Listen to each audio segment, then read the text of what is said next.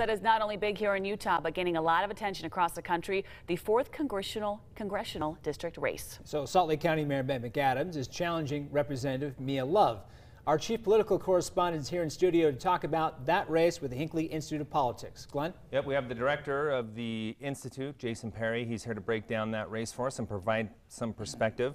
As they mentioned, that was talked about all across the country as one we're watching. We'll get more into that in just a second, but first I want to start with this, Jason.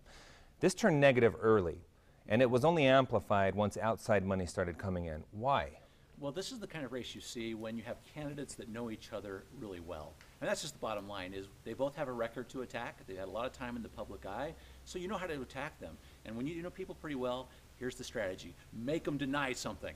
That's what you do, right? Throw things out, you see what sticks, just try to create a little bit of a, just a blemish of some sort, right? Just hope something starts to take root. That's what happened right here. How do you mend that friendship, though, afterward? Because as you mentioned, they were friends before the campaign, and they've really had a very ugly campaign. So how do you mend that afterward and work together if both of them do end up winning? You know, if she stays in office and he stays as the county mayor.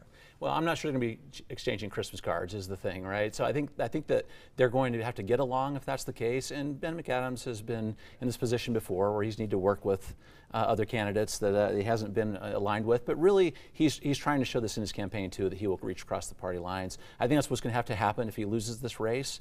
But it went so negative that people are not going to forget about it for a while. Let's talk about that impact, because people will sit and say, you know what, I don't like to see campaigns go negative. It doesn't work for me. Are they only saying that publicly? Do negative campaigns work? Yeah. You ask almost any Utah and they'll say, I don't like it.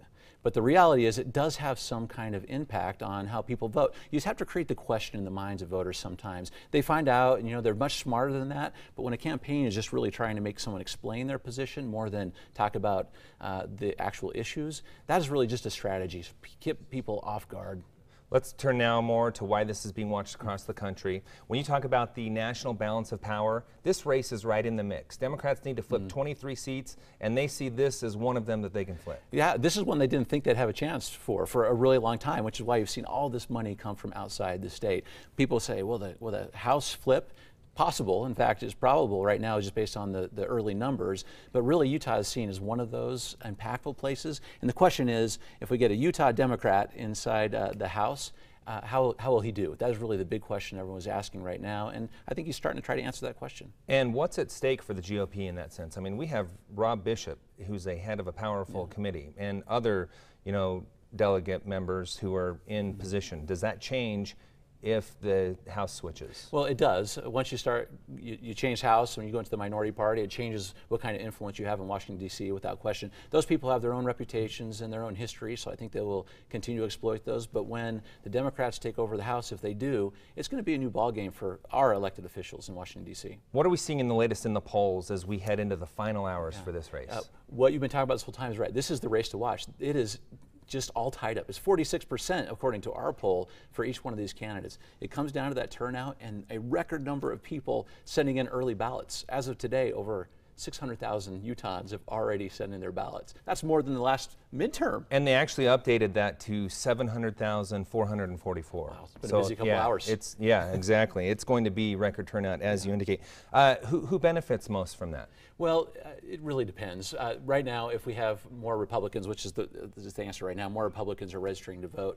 And I think those are tied to propositions as well. But for our Republican candidates, that is going to bode well for them. But make no mistake about it, having record numbers of Democrats showing up is going to produce a lot more support for these candidates now and in the future. So when we talk about this being tied, are we going to be able to call it tonight, or is this something that may drag out for the next couple of weeks? Well, as you mentioned, we have so many people have already sent in their ballots. We're going to have a little bit of an indication, but I don't think we're going to know this one tonight. All right, we will be watching that, and you're going to stick around. We're going to check back with you a little bit later in the show, and we're going to look at the Senate race that hasn't been open in the state of Utah for more than 4 decades. It's true. That's a long time. Long time. All right.